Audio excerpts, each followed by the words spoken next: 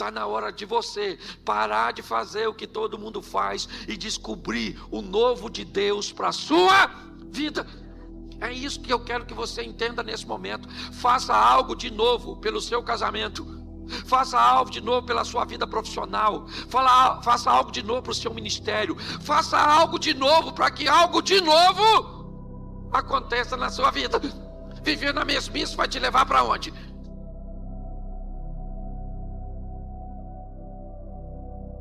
Deixa eu te fazer uma pergunta. Tem gente aqui que vai ter uma vida muito difícil aqui nessa terra, muito difícil, e depois vai para o céu? Sim ou não? Sim ou não? Pois é. Tem gente que vai viver uma vida muito fácil aqui e depois vai para o inferno? Tem? Pois é. Tem gente que vai viver uma vida muito difícil aqui e depois ainda vai para o inferno. Mas tem gente que vai viver uma vida muito legal aqui e depois vai para o céu. Quem é essa pessoa? Eu também. Eu não vim aqui para sofrer, certo? Então eu tenho que entender que a Bíblia diz, né, que Deus é o mesmo sempre. Ele não muda. Nele não há sombra de variação. Então, muita gente passou por essa terra aqui e teve uma vida boa, não é verdade? E muita gente passou e passa por essa terra e tem uma vida ruim. Então, se Deus não muda, o que está acontecendo com pessoas que têm uma vida legal e pessoas que têm uma vida de muito sofrimento? Se Deus é o mesmo, o que está acontecendo é que tem pessoas tomando decisões erradas, e essas decisões trazem para a vida delas consequências ruins. Mas Deus não está nisso. O senhor está pregando vida fácil? Eu não estou pregando vida fácil. No mundo tereis, isso aí, mas Jesus disse: eu vim para que tenham e a tenham em, porque a aflição é pontual, vida é que é abundante, entendeu? No mundo tereis, quando? Lá uma vez ou outra. Uma aflição com sua esposa, uma aflição com seu filho, uma aflição com dinheiro, uma aflição com a doença. Quando? Lá uma vez ou outra. A minha vida toda de aflição, isso não é vida, isso é saga. Entendeu? Isso não é vida. Então eu preciso que você entenda que grande parte daquilo que você vive é nada mais, nada menos que resultado daquilo que você fez. Então entenda isso. Nós precisamos ter uma vida boa aqui. Por quê? Porque Jesus está querendo alcançar outras pessoas. E para alcançar outras pessoas, Ele quer usar seus missionários, seus representantes, que somos. Então as pessoas olham para quem? Para a nossa vida, para saber se o Deus que está gerenciando ela é legal. Nós temos que levar uma visão positiva para as pessoas. E daí eu preciso te dizer mais uma coisa antes de ler o texto, que a história bíblica ela é feita de trevas e luz, reino das trevas em batalha contra o reino da luz. Reino das trevas, na verdade, é representando a ignorância, e o reino da luz, o conhecimento. É assim. O que nós temos que entender é que há uma batalha entre conhecimento e ignorância, entre luz e trevas, porque o conhecimento liberta, e a libertação te leva para uma nova fase da sua vida. Conhecereis a verdade e a verdade vos... Isso, Jesus é a verdade, sim ou não? Mas a verdade também é a verdade sobre coisas. Por exemplo, quantos brasileiros temos aqui? Levanta a mão, os brasileiros. Baixa a mão. Então você vai entender o que eu vou falar, é para eu não dar um exemplo equivocado. Quem aqui lembra, né? Quando você era pequenininho assim, se você chupar uma manga, não pode tomar leite, que senão você morre. Levanta a mão. Isso aí. Você lembra disso? Hoje, se você chegar em casa, tiver uma manga e um litro de leite, você faz o que se você tiver com fome? Você faz o quê? Uma vitamina? Hoje você faz. Antes você fazia? Não. O que aconteceu com a manga com leite? O que aconteceu com o banho depois do jantar? Porque você recebeu alguma coisa que acabou com tudo isso. E sabe o nome disso? Verdade. Quando a verdade chega, põe a ignorância para fora. Nós precisamos tomar posse da verdade, entendeu? Da palavra de Deus como verdade na nossa vida. Porque quando assim fizermos, vamos tomar algumas decisões que nem todo mundo irá tomar. E eu quero falar basicamente de 3 coisas com você, e vai ser rapidinho. Abra sua Bíblia, por favor, Mateus 14, versículo 22. Logo a seguir, Jesus fez com que os seus discípulos entrassem no barco e fosse adiante dele para o outro lado, enquanto ele despedia as multidões. Tendo despedido as multidões, ele subiu ao monte a fim de orar sozinho. E ao cair da tarde, lá estava ele só. Entretanto, o barco já estava longe, a uma distância da terra, açoitado pelas ondas, porque o vento era contrário. Na madrugada, ou na 4ª vigília, Jesus foi ter com eles, andando por sob o mar. E os discípulos, porém, vendo andar sobre o mar, ficaram apavorados e disseram: é um fantasma! E tomados de medo, gritaram. Mas Jesus imediatamente lhes disse: coragem, sou eu, não tenhas medo. E Pedro disse, repita comigo, Pedro disse, de novo, Pedro disse. Olha o que Pedro disse, não precisa repetir não. Se é o Senhor mesmo, mande que eu vá até aí, andando sobre as águas. Jesus chamou seus discípulos e disse assim: entrem nesse barco. Em algumas traduções diz: compeliu, mandou, obrigou, insistiu. Eu não sei qual a tradução você tem na mão. Eu só sei que qualquer uma que você tenha, ela significa uma coisa: os discípulos não estavam a fim de entrar. Por quê? Porque a última vez que estiveram com Jesus no barco foi um sacrifício, quase fundou. Jesus é que levantou e falou: cala a boca, vento, fica quieto, mar, não quero nem marola, agora é piscina. Os discípulos levaram um susto. E da outra vez Jesus estava no barco. Dessa vez Jesus falou assim: vão vocês que eu vou depois. Os caras estavam a fim de ir. Da outra vez, se afundasse para eles, afundava para Jesus. E agora que Jesus disse: vão vocês que eu vou depois. Perguntinha básica na cabeça do discípulo: como? Se nós vamos no barco. Entraram no barco e foram. Jesus disse o quê? Vão vocês que eu vou despedir a multidão, vou fazer uma oração e depois eu vou. E os discípulos foram, sim ou não? Sim. O vento era contrário, escureceu. O texto diz que Jesus foi encontrar com ele na 4ª vigília. Tu sabe que hora é 4ª vigília? Tem gente que não sabe nem que hora é a primeira. Bom, vamos lá. A primeira vigília começa às 18 horas. De 18 a 21, primeira vigília. Jesus foi?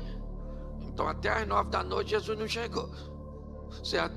De 9 à meia-noite, a segunda vigília. Jesus chegou. Vento contrário. De meia-noite às 3 da manhã. Jesus chegou. Ele falou que ia. Pois é, há quanto tempo você está escutando que Jesus falou que está vindo? E aí parece que está demorando, né? Pois é, mas fica pronto, porque ele falou que vai vir, ele vem. 3 horas da manhã vai mudar de terceira para 4ª. E aí começa, aí a partir das 6, hora a primeira, hora a segunda, hora a terceira, aquela coisa, certo? 3 horas da manhã, os discípulos estão cansadérrimos, apavorado. Mateus era cobrador de impostos, não sei nem se ele sabia nadar. Aquela tribulação dentro do barco, todo mundo com medo. Quem é que aparece andando em cima d'água? Jesus. Podia ter avisado como é que ia. De repente os caras estão com medo, cansados, 3 horas da manhã, e ele não vem mais. Eu imagino o mar revolto. Vem Jesus andando em cima d'água. Tu acredita nisso? Literalmente tirando onda. Vem ele andando sobre. Quando os discípulos viram isso, começaram a gritar: olha lá um fantasma, socorro! E eles começaram a gritar de medo: fantasma, fantasma. Eu imagino Jesus lá fora: eu não falei que vinha? Para que essa gritaria? Ninguém correu, ninguém dos discípulos saiu correndo. Por quê? Porque não tem para onde correr, filho. Nessa vida ou você enfrenta ou você enfrenta para ganhar, ou você enfrenta para... Mas você é obrigado a enfrentar.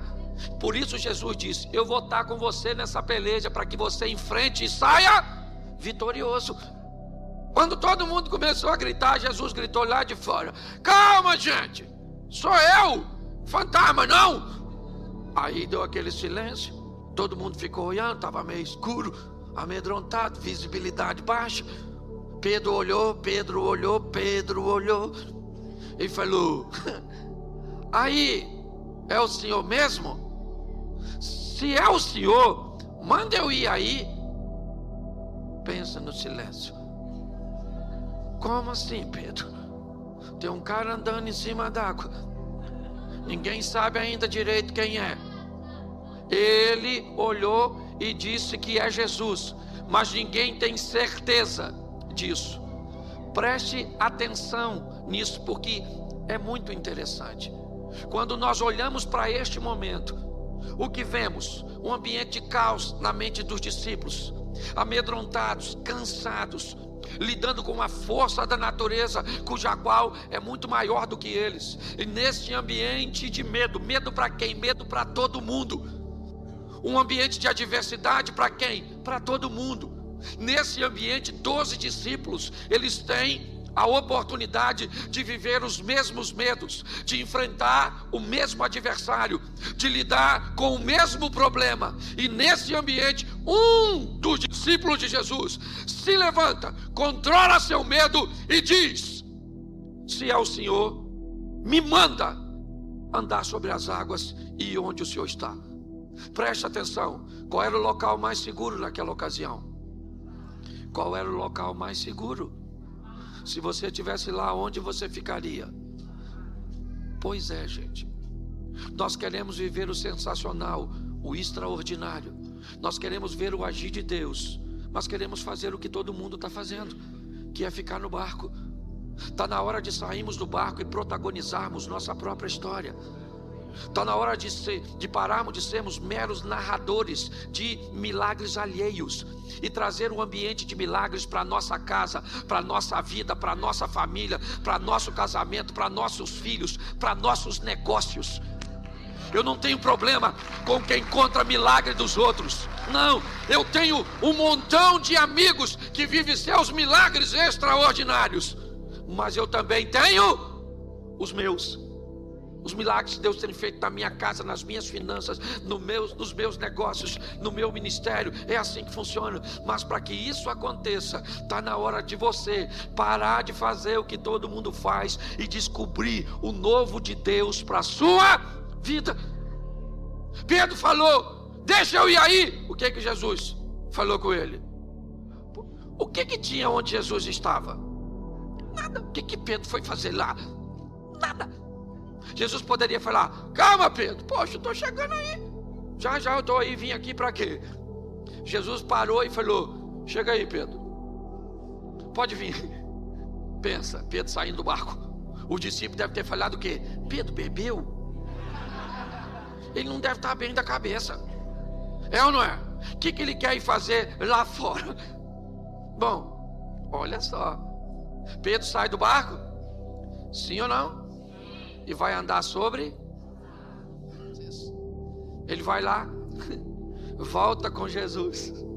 Quando Jesus entra com Pedro no barco, sabe o que os discípulos falam? Verdadeiramente, o Senhor é Filho de Deus, o poderoso. E Pedro lá deve ter falado: mas ninguém foi lá fora. Vamos imaginar um culto desse na igreja dos discípulos, depois desse fato que nós acabamos de ler.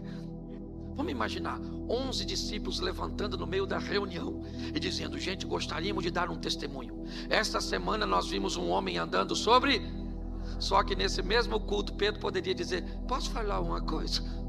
Só para deixar registrado, o homem que eles viram andando fui eu. Pastor, o que você quer dizer? Querido, está na hora de você fazer o que nunca fez, para viver o que nunca viveu. Está na hora de você se destacar, que os outros quiserem que se destaque, mas você tem que parar de ficar olhando para os outros. Entenda o que Deus quer fazer na sua vida, para onde Ele quer te levar, a oportunidade que Ele quer te dar. É isso que eu quero que você entenda nesse momento. Faça algo de novo pelo seu casamento. Faça algo de novo pela sua vida profissional. Faça algo de novo para o seu ministério. Faça algo de novo para que algo de novo aconteça na sua vida. Viver na mesmice vai te levar para onde? Preste atenção. Por que eu tenho vivido o que eu tenho vivido? Porque Deus me deu um negócio muito louco para fazer, muito esquisito. É ou não é? Quantos de vocês já viram pessoas na internet me chamando de palhaço? Levanta a mão. Quantos de vocês já ouviram as pessoas dizerem: esse cara não prega nada, isso é um animador de auditório, um bobão? Assim, ó. E você pensa: eu vejo tudo isso, e eu olho, às vezes eu falo: Senhor, olha o que estão falando de mim. E uma vez eu estava orando, eu senti no meu coração Jesus falando comigo: você já leu o que falava de mim? Alguém já falou que você tem poder do Beelzebub? Eu falei: isso aí também não, isso é muito grave. E Jesus falou: mas falaram de mim. Eu falei: então desculpa. Deleta a reclamação. Vou apagar essa mensagem para mim e para o senhor. É ou não é? Você está entendendo? Está na hora de você amar como nunca amou, para ser amado como nunca foi. Está na hora de você ofertar como nunca ofertou, ser fiel como nunca foi, para prosperar como nunca prosperou. Está na hora de você orar como nunca orou, para ter poder como nunca teve.